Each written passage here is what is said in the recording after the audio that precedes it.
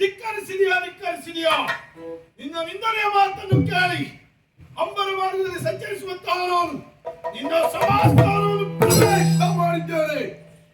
ಏನಂದ ಏನಂದ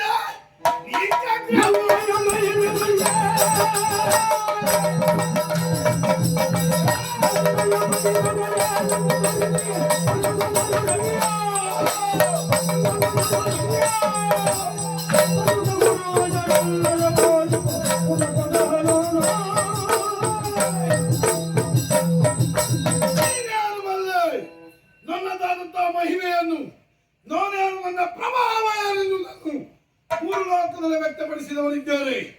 ಮೂರು ಮೂರ್ತಿಗಳ ಬಲ್ಲವರಾಗಿದ್ದಾರೆ.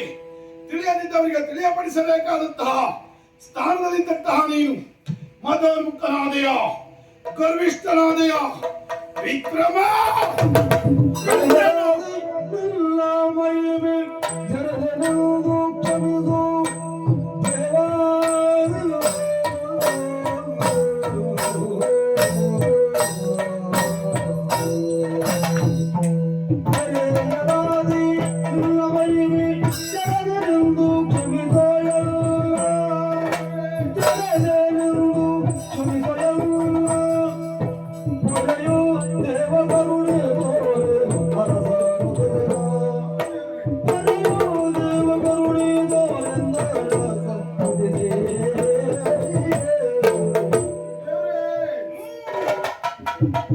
ಅಪರಾಧವಾಯಿತು ದೇವರೇ.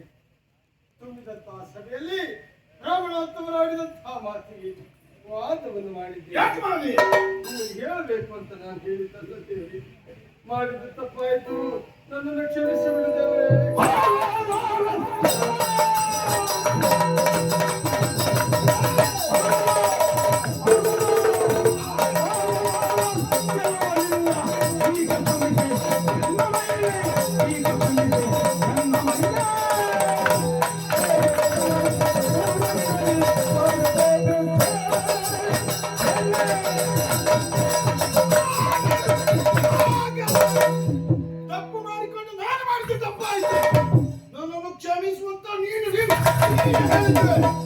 ಈಗ ನಿನ್ನನ್ನು ಕ್ಷಮಿಸ್ತೇನೆ ಎನ್ನುವ ಹಾಗೆ ಭಾವಿಸಿದೆಯೋ ವಿಕ್ರಮ? ಯಾಕೆ ನಿನಗಿಷ್ಟು ಅಹಂಕಾರ ಎನ್ನುವುದು ಗೊತ್ತಾಯ್ತು. ನನ್ನ ಪಾಲಿಗೆ ಬೇಕಾದ ಸಹಾಯ ಉಂಟು, ದೇವಿಯ ದರ್ಶನವಾಗಿದೆ, ಚಂದ್ರಾಯುಧ ಉಂಟು, ಎನ್ನುವ ನನ್ನ ದೃಷ್ಟಿ ಬಿದ್ದ ಮೇಲೆ ನಿನ್ನ ಯಾವ ದೈವ ಶಕ್ತಿಯು ಕೆಲಸ ಮಾಡಲಾಗದು. ಇಂದಿನಿಂದಲೇ ನಿನ್ನ ಪಾಲಿನ ದ್ವಾದಶ ಕಾಲ ನಿನ್ನ ರಾಶಿ ಚಕ್ರವನ್ನೇ ಯಾವ ನನ್ನನ್ನು ಕಡೆಗಣಿಸಿದೆಯೋ, ನಿಂದಿಸಿದೆಯೋ, ಅನುದಿನವೂ ಅನವರತವು ನನ್ನ ನಾಮಸ್ಮರಣೆ ಕೈವಾಹ ಮಾಡಲಿಲ್ಲ. ಛಾಯಾದೇವಿಯ ಕಂದ ನಾನಲ್ಲ, ಬಿಡಲಾರೆ. ಇದೋ ನಿನ್ನ ಪಾಲಿನ ದ್ವಾದಶ ಕಾಲ ನಿನ್ನ ರಾಶಿ ಚಕ್ರ ಸೇರುತ್ತೇನೆ. ನೋಡ ಸದೃಶ ಒಂದಯ ಕರ್ರ ಮುಗಿಯುವುದಿಲ್ಲ ಅಂತ ಹೇಳಿದ್ಯಾ? ನಿನ್ನ ದೇಹದಲ್ಲಿ ಕರ್ರದ ಹಾಗೆ ಮಾಡ್ತೇನೆ. ನನ್ನದಾದಂತಹ ಕ್ರೂರ ದೃಷ್ಟಿ ನಿನ್ನ ಮೇಲೆ ಬೀರುತ್ತೇನೆ.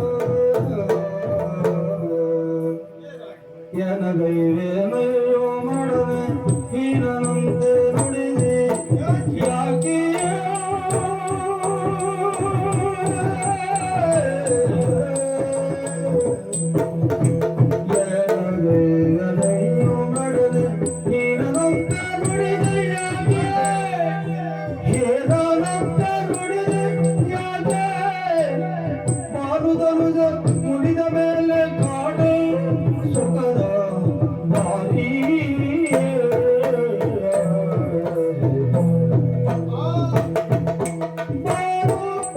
ಮುಡಿದ ಮೇಲೆ ಕಾಡು ಸುಖದ ಏನಾಗಿ ಹೋಯ್ತು? ಯಾಕಾದ್ರೆ ಇವತ್ತು ನಾನು ಆ ಬ್ರಾಹ್ಮಣನ ಕರೆಸಿದೆ? ಯಾಕಾದ್ರೆ ಅವನನ್ನು ನಾನು ತೆರೆಯಬೇಕಾದ ನೇರವಾಗಿ ಆಸ್ಥಾನವನ್ನು ಪ್ರವೇಶ ಮಾಡಿದ್ದೇನೆ. ಬಿಡುವುದಿಲ್ಲ ವಿಕ್ರಮಾದಿನಲ್ಲಿ ಬಿಡುವುದಿಲ್ಲ ಎಂಬುದಾಗಿ ಪಂತಾವನದ ಮಾತನ್ನಾಡಿ ಹೋದ. ಮಾಡಿದ್ದು ಅಪರಾಧವಾಯಿತು ಎಂಬುದಾಗಿ ಅವನ ಕಾಲು ಹಿಡಿದು ಬೇಡಿಕೊಂಡೆ. ಆದರೂ ನನ್ನನ್ನು ಕ್ಷಮಿಸಲಿಲ್ಲ. ಯಾವ ಕಾರಣಕ್ಕೂ ನಿನ್ನನ್ನು ಬಿಡುವುದಿಲ್ಲ ಎಂಬುದಾಗಿ ಹೇಳಿ ಹೋದ. ಏನು ಮಾಡಿ ಏನು ಮಾಡಿ ಯಾವುದೇ ಕಾರಣಕ್ಕೂ ಅಂಜುವ ಈ ವಿಕ್ರಮನಲ್ಲ.